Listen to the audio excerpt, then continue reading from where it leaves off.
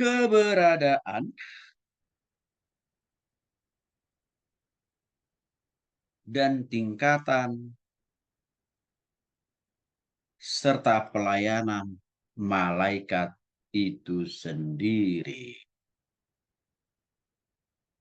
Ya, sekali lagi, topik akan kita bahas pada pagi hari ini bicara tentang keberadaan atau eksistensi dan tingkatan. Tingkatan itu berarti artinya urutan hierarki ya daripada malaikat serta bentuk-bentuk konkret pelayanan atau bisa juga disebutkan pekerjaan lah dari malaikat itu sendiri. Baik nanti hubungannya kepada Tuhan dan juga kepada kita sebagai manusia. Nah, bagaimana dikasih oleh Tuhan Yesus Kristus? Sekali lagi saya mau mengulangi malaikat dalam bahasa Ibrani-nya. Bahasa Ibrani itu berarti bahasa perjanjian lama Bapak Ibu adalah malak yang artinya adalah utusan yang ditugaskan Tuhan atau Allah untuk menolong manusia. Dari sini dapat kita lihat bahwa sebenarnya malaikat itu memiliki peran dan fungsi yang sangat signifikan dalam menolong kita manusia. Maka dengan demikian malaikat tidak ada punya misi dan tujuan untuk mencelakakan kita orang-orang percaya khususnya ya. Kecuali kalau belum bertobat. Dia akan menjadi musuh buyutan bagi malaikat. Tapi bagi kita yang sudah sungguh-sungguh bertobat, terima Yesus. Peran malaikat itu menjadi penolong yang efektif. Bisa dikatakan bahwa malaikat itulah perpanjangan tangan Tuhan sebenarnya. Nah, pertanyaannya, apakah tangan Tuhan kurang panjang? Nah, begitu ya Bapak Ibu ya. Sehingga dia butuh perpanjangan tangan yang lain dalam hal ini malaikat untuk menolong kita. Tentu tidak. Tangan Tuhan amat dan sangat panjang, melebihi dari panjang ya atau lebar dari dunia dan segala isinya. Tetapi pertanyaannya mengapa menjadi penting malaikat ini ditugaskan oleh Tuhan? Tentu motifnya Tuhan, tujuannya Tuhan adalah untuk kebaikan. Ya. Hal ini dicatat dalam 1 Raja-Raja pasal 19 ayat 2. Demikian juga halnya dalam Kejadian pasal 28 ayat 12. Ya. Tentang asal usul daripada malaikat itu tidak lain tidak bukan diciptakan dan dibuat serta dikasih tugas dan mandat oleh Tuhan untuk menolong manusia. Maka sekali lagi Bapak Ibu yang dikasih oleh Tuhan Yesus Kristus, arti kata dasar daripada malaikat itu sebenarnya sederhananya adalah ia yang diutus. Atau maksudnya ia yang diutus. Kalau Tuhan tidak memerintahkan malaikat untuk melakukan tugas dan fungsinya, maka malaikat itu tidak akan pernah bisa berbuat apapun juga. Itu maksudnya. Kalau Tuhan tidak ditugaskan, kalau Tuhan tidak menugaskan malaikat untuk menolong kita orang-orang percaya, maka dia tidak bisa melakukan tugas itu, Bapak Ibu. Kalau Tuhan tidak memberikan tugas dan kuasa buat dia. Maka artinya malaikat itu hanya bisa efektif, hanya bisa produktif, melakukan mandat atau tugas dan fungsinya kalau Tuhan memberikan dia kuasa, kemampuan, tapi juga sekaligus memberikan penugasan atau job desk kepada malaikat itu. Maka disitulah mereka akan melakukan tugas dan fungsi. Jadi di sini dapat dikatakan Bapak Ibu dikasih oleh Tuhan Kristus bahwa malaikat itu sangat bergantung total terhadap kasih kuasa bahkan penugasan daripada Tuhan itu sendiri. Nah, maka malaikat dikatakan di sini adalah makhluk surgawi. Mengapa dikatakan makhluk surgawi? Karena memang asal usulnya ya dari surga dan dibuat, diproduk, diciptakan di surga pula. Oleh siapa? Sang pemilik surga itu sendiri. Yang notabene-nya adalah Tuhan atau Allah itu sendiri. Maka sebenarnya malaikat tidak pernah berdiam diri di bumi. Enggak.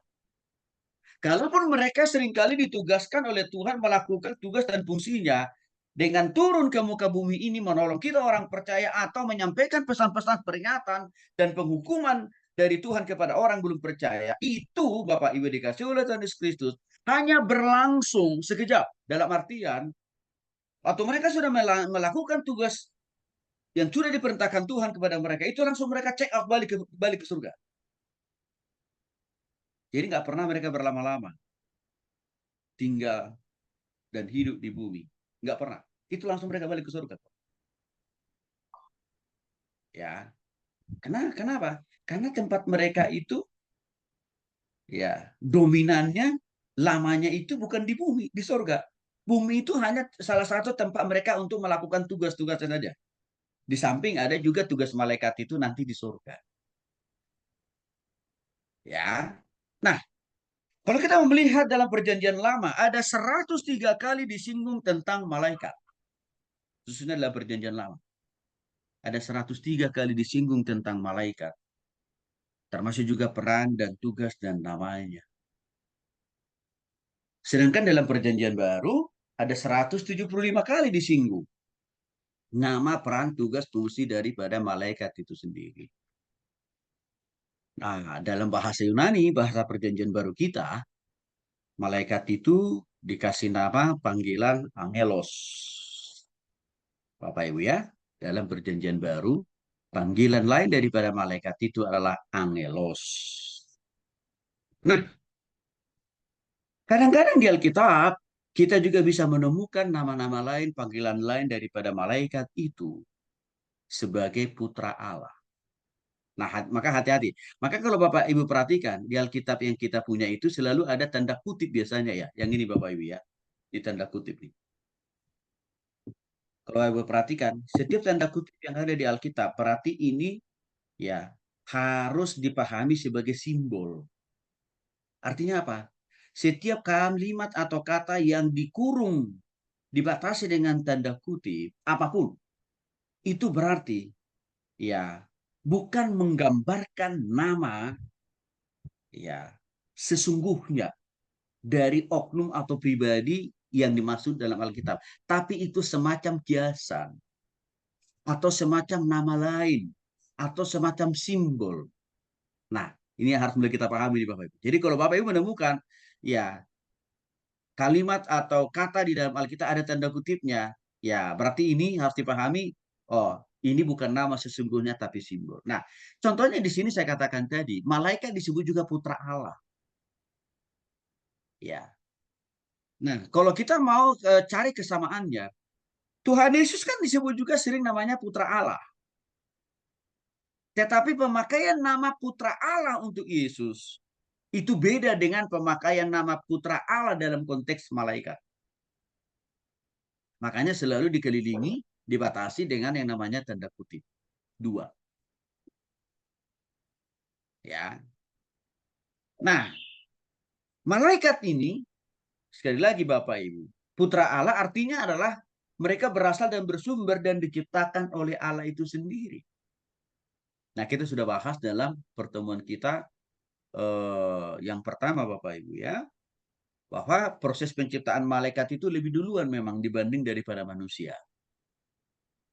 Ya, kita udah bahas itu. Nanti Bapak Ibu ingat lagi lah. Nah, nanti coba dengarkan ulang lagi YouTube-nya. Ya. Malaikat itu lebih dulu diciptakan Tuhan memang dibanding daripada manusia. Ya, bahkan malaikat lebih dulu juga diciptakan, lebih duluan diciptakan dibanding daripada bumi. Ya, karena malaikat itu diciptakan sebenarnya di surga, bukan di bumi. Bapak Ibu. Ya. Nah, ada panggilan lain juga dari malaikat itu dengan istilah tentara surgawi.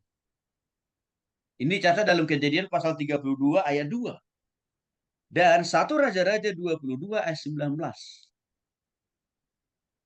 Tentara surgawi. Nah, untuk apa? Ya, Tuhan memakai panggilan lain, istilah lain daripada malaikat itu dengan istilah tentara surgawi. Ini ada hubungannya. Nama ini, tentara surgawi ini, memiliki peran dan kegunaan untuk menjelaskan tentang peran, tugas, dan fungsi. Maka dia disebut dengan panggilan tentara surgawi. Secara umum kita tahu apa tugas tentara.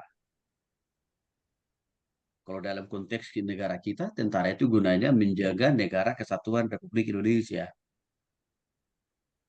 Menghalangi, membatasi, ya orang-orang yang mau merongrong, merusak, menghancurkan, bahkan menjajah ulang kembali negara ini. Itulah fungsi tentara secara fisik dalam konteks keindonesiaan. Nah, dalam konteks tentara surgawi, malaikat sebagai tentara surgawi, artinya Bapak Ibu, mereka ini sangat berperan mengawasi ruang surga itu. Ya, mengawasi setiap ruang dan tempat yang ada di surga. Itulah yang menyebabkan tidak ada satupun dosa yang bisa masuk ke dalam ruang-ruang yang ada di surga itu sendiri. Itulah sebabnya tidak ada satu bentuk ya iblis yang bisa masuk di dalam surga itu karena dikelilingi oleh tentara-tentara surga. Dan tentara-tentara surgawi ini juga selalu berfungsi juga mengelilingi ya Tuhan. Dan tidak hanya Tuhan yang dijagai oleh tentara-tentara surgawi ini, tetapi juga kita orang-orang percaya. Maka seringkali kita berdoa, ya Tuhan, kirimkanlah, utuslah tentara-tentara surgawimu menjaga kami pagi siang malam, ya dimanapun dan apapun juga. Kan sering kita berdoa seperti itu. Karena memang dia dikasih peran dan tugas untuk menjaga. Yang namanya tentara Bapak Ibu, pastilah ya tentara surgawi di sini, ya pastilah tidak hanya satu, bahkan jumlahnya jutaan lebih. Di samping tadi mereka mengelilingi dan mengawasi setiap ruang yang ada di surga, tapi juga selalu mengelilingi dimanapun Allah berada, dan juga tentara surgawi ini bisa saja diutus oleh Tuhan kita menjaga kita orang-orang percaya. Ya, bagian yang kedua yang perlu kita pahami adalah keberadaan malaikat atau eksistensinya. Bapak Ibu dikasih oleh Tuhan Yesus Kristus, sebenarnya semua agama di dunia ini memahami dan menyadari peran atau keberadaan dari hal-hal yang bersifat spiritual. Untuk itulah sebenarnya orang berbondong-bondong memproduk agama-agama. Karena ada satu pemahaman dan keyakinan dalam diri setiap orang itu, bahwa kehidupan ini bukan hanya di dunia yang sementara ini, tapi kehidupan kita itu juga nanti akan ada di dalam dunia jilid 2, yaitu bicara masalah dunia spiritual. Kalau dalam konteks pemahaman kita, ini bicara masalah surga. Namun memang ada perbedaan konsep atau keberadaan surga itu yang bersifat spiritual itu di dalam kekristenan dibanding dengan agama-agama lain. Artinya apa? Tidak semua agama punya pemahaman dan punya konsep yang sama dengan kita di dalam memahami tentang eksistensi Tuhan. Terlebih khusus hari ini kita sedang mempelajari tentang keberadaan malaikat. Tidak sama semua agama dalam memahami Tuhan dan juga dalam memahami keberadaan daripada malaikat itu sendiri. Kita ambil contoh saja. Agama-agama lain bisa juga memiliki pandangan atau istilah atau nama yang berbeda tentang Tuhan atau tentang malaikat. Mereka sebut namanya dewa, dewi. Dewa itu ditunjukkan untuk laki-laki, sedangkan untuk dewi itu untuk perempuan. Jadi artinya yang dipertuhankan itu adalah dewa yang berjenis kelamin laki-laki atau dewi yang berjenis kelamin perempuan. Itu ada dalam pemahaman agama-agama tertentu. Atau juga mereka bisa memahami ya dewa itu dengan istilah apa? Setengah dewa atau roh atau setan atau jin. Nah, saya singgung sedikit tentang jin ini Bapak Ibu. Dalam pemahaman saudara kita agama seberang, jin itu adalah salah satu bentuk kehadiran daripada malaikat. Nah, maka di mereka itu ada pembedaan jin yang baik dan jin yang jahat. Artinya dalam konsep mereka nih, ada malaikat yang baik dan ada malaikat yang jahat. Nah, itu mereka sering simpulkan dengan istilah kata jin.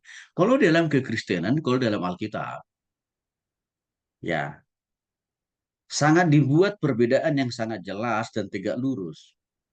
Ya, yang namanya jin ya iblis. Jadi di kita tidak ada istilahnya jin baik dan jin jahat enggak. Yang namanya jin ya pasti iblis. Yang namanya jin adalah salah satu bentuk setan aja sebenarnya. Yang ada di ya itu kalau di kita. Ya, Bapak Ibu. Ya, kalau malaikat ya jelas positif perannya, ya. Dan sebenarnya kalau kita sedikit lari ke pemahaman bangsa-bangsa Persia, pemahaman tentang malaikat itu sebenarnya sudah sangat lama berkembang di dalam pemikiran mereka. Nah, lalu bagaimana dengan Alkitab? Sudah membuktikan keberadaan malaikat sejak dari permulaan. Makanya di dalam sesi pertama kita di situ saya jelaskan asal muasal dari malaikat. Itu sudah banyak kita singgung, ya. Sehingga tidaklah sesuatu hal yang baru, ya, kalau banyak para teolog terus menggumuli, mempelajari dan mempercayai tentang keberadaan dan eksistensi daripada malaikat itu. Ya. Nah, cuman Bapak Ibu yang dikasih oleh Tuhan Yesus Kristus, tidak semua teolog yang mempercayai, ya, yang meyakini tentang peran dan fungsi daripada malaikat. Tidak semua para teolog. Ada namanya penganut teologi liberal. Teologi liberal itu Bapak Ibu adalah teologi bebas sebenarnya. Maka dalam konsep pemahaman teologi liberal, Yesus itu mereka tolak sebagai satu-satunya Tuhan. Tapi bagi mereka, Yesus itu hanya salah satu Tuhan. Kalau kita lihat pemahaman ini kan subur dan berkembang di dalam pemikiran gereja-gereja, orang-orang Kristen, termasuk juga sarjana-sarjana teologi. Sayangnya, gereja-gereja Tuhan di Indonesia itu banyak para pendeta-pendetanya penganut paham teologi liberal. Itu celakanya. Saya ulangi Bapak Ibu. Sayangnya, ya, para hamba-hamba Tuhan, para pendeta-pendeta yang melayani khususnya dalam konteks keindonesiaan, itu banyak. Pendeta-pendetanya itu adalah lulusan sekolah teologi, lulusan sekolah yang teologi yang memiliki paham liberal. Ya, tapi sudah barang tentu beda dengan estetik kita, Bapak Ibu. Kita itu injili banget. Bagi kita, Yesus sudah fix, sudah selesai. Satu-satunya jalan masuk surga. Gak ada yang lain. Itulah arah, ya, teologi kita, di estetik kita. Jadi kita tidak mengadopsi paham teologi liberal. Tapi ini tetap akan saya bukakan, saya jelaskan kepada Bapak Ibu, supaya kita tidak kaget-kagetan juga. Kalau waktu kita mendengar tulisan, khotbah, pengajaran, ya pendeta-pendeta, ya di mimbar-mimbar gereja ataupun juga di YouTube, di TikTok gitu ya. Kalau kok beda, ya ya pemahamannya pemahaman teologi liberal, ya. Nah, para teolog-teolog yang sekarang ini sedang lagi booming, di mana mereka banyak menolak ketritunggalan Allah. Ya, nah itu nggak aneh. Karena kenapa? Pahamnya dia liberal. Sebut saja misalkan Joshua Teu lah, ya, termasuk juga Erastus Sardono, ya, dan ada satu orang lagi nih baru nih, yang juga lagi kita kritik karena dia ini salah satu pengurus Badan Musyawarah seluruh sekolah teologi di seluruh Indonesia, bidang pengajaran pula. Dia justru mengatakan bahwa Yesus itu bukan Tuhan satu-satunya, bahkan konsep Allah Tritunggal dia tidak percaya. Nah, ini sedang kita gugat supaya orang ini dicopot dari posisi itu. Karena kenapa? Badan Musyawarah Sekolah Tinggi Teologi itu adalah mewakili semua STT yang ada di seluruh Indonesia, dan itu di bawah Departemen Agama. Karena kalau itu ada orang yang memiliki paham yang berbeda dengan mayoritas sekolah teologi, itu nanti berbahaya. Nah, karena itu juga dulu kenapa Era Sustadono kita protes, kita demo, akhirnya dia turun. Karena dia sempat menjadi ketua umum Musyawarah Sekolah Tinggi Teologi seluruh Indonesia. Karena pahamnya menurut pandangan mayoritas sekolah teologi sudah tidak injili, khususnya dalam hal masalah paham ketritunggalan Allah dan juga ketuhanan Yesus. Nah, jadi sekali lagi Bapak Ibu, ini perlu kita pahami. Maka yang kedua, supaya kita juga waspada. Kalau kita mengundang hamba Tuhan, khotbah, melayani di gereja kita, hati-hati Bapak Ibu. Jangan karena kita lihat gelarnya sampai gelar esteller gitu ya. Udah pasti keren ini. Enggak.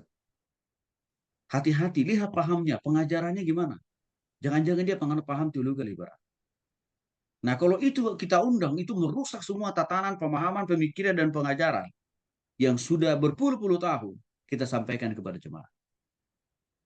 Ya, soalnya contoh konkret daripada penganut paham teologi liberal, gampang kita lihat dari hidupnya. Gampang. Karena kan liberal ya, bebas kan. Ya, salah satu contohnya tadi tidak mengakui Yesus satu-satunya jalan, hanya salah satu.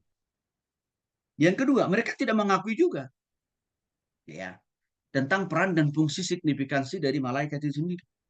Yang ketiga, praktek penganut paham teologi liberal, praktek hidup penganut paham teologi liberal, seorang hamba Tuhan yang penganut paham teologi liberal, gampang dilihat, lihat aja. Rata-rata mereka itu belum bertobat terima Yesus. Rata-rata mereka itu menolak istilah konsep lahir baru. Rata-rata mereka itu masih merokok. Bapak Ibu lihat aja. Bahkan masih mengkonsumsi miras. Dan masih terlibat dengan dosa-dosa lain, termasuk dengan dosa okultisme. Maka saya katakan tadi, kalau kita lihat ada jenis hamba Tuhan yang begitu, berarti orang ini penganut paham teologi liberal. Karena hidupnya pun juga jadi super-super bebas dan saya maunya dia sendiri. Nah itu Bapak Ibu. Ya, bagi penganut paham teologi liberal, konsep mereka tentang malaikat tidak lebih daripada ya hanya sebagai ide. Apa maksudnya ide? Hanya sebagai ya pemikiran aja itu tentang malaikat. Artinya apa? Malaikat itu tidak sungguh-sungguh nyata. Tidak sungguh-sungguh ada. Itu kan maksudnya Bapak Ibu. Tapi hanya sebatas konsep. Dan tentu ini kan bertentangan dengan Alkitab. Kenapa? Karena Alkitab menjelaskan, iya, malaikat itu sungguh nyata kok. Walaupun wujudnya roh. Malaikat itu memang ada. Dan peran dan tugas-tugasnya selama ini sangat terlihat jelas dan konkret.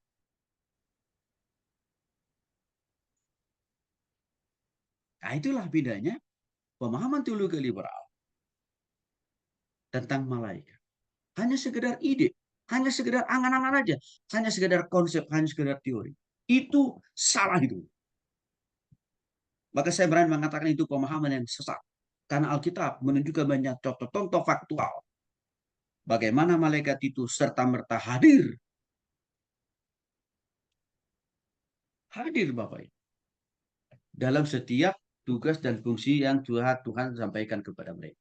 Dan nanti akan saya bukakan itu di dalam bagian-bagian berikutnya. Maka tidak aneh kalau Alkitab juga sudah banyak memberikan konfirmasi. Iya, bagaimana peran dan fungsi malaikat itu. Ya, dalam melakukan tindakannya, dalam melakukan tugasnya. Ada 33 di dalam Alkitab memberikan referensi tentang bagaimana cara kerjanya malaikat.